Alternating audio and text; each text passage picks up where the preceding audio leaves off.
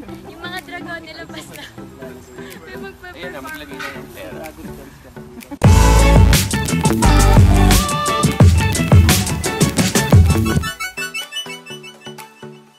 Sa wakas ay inuumpisa na ni Catherine Bernardo ang pagpapatayo ng kanyang dream house para sa kanyang pamilya. Halos 3 taon umano ang ginawang pagpaplano ni Catherine sa nasabing bahay.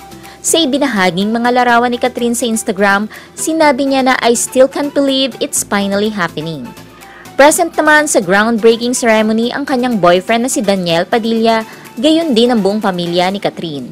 Ayon sa ulat, binili ni Catherine ang lupa 4 na taon na ang nakakalipas. At matatandaan na noong nakaraang taon sa magandang buhay, sinabi ni Catherine na syempre, kung may gusto akong ibigay kay mama na house, dream house na niya. So magtatrabaho pa ako and hopefully makastart yon soon kasi 3 taon nang nandun ang lupa. Sabi na lang namin, someday uunti-untiin natin yan.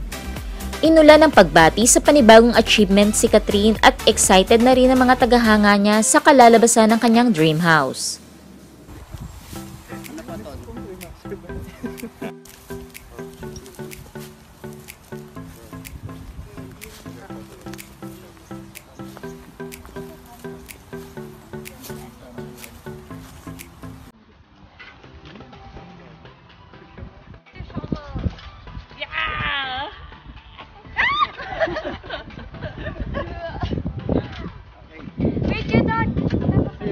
Doon. Para may discount. Ito na yan! Time capsule. Time capsule. Picture everybody. Gusto na yung capsule. Ano ba yung drawing? Nilagyan nyo na? Okay. Ikaw na yan. Dapat sila.